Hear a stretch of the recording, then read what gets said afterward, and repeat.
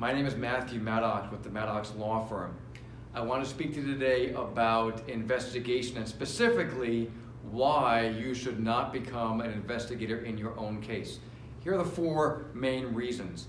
Number one, when you interview someone, when you get involved in speaking to a witness in your case, and there's no one else present with you, such as a private investigator, you become a witness in your case. That means that if the person you've spoken to, what we say, goes sideways, if it says something different than what you heard, you're the only person who can testify about what the witness said, and that becomes very complicated and you subject yourself to cross-examination, and in a criminal case, you're having to consider to give up your right to remain silent. That's number one.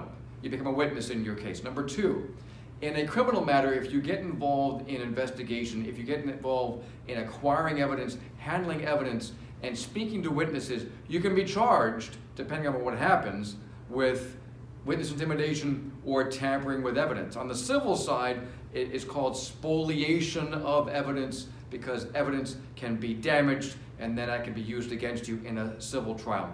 Number three, the third reason, chain of custody.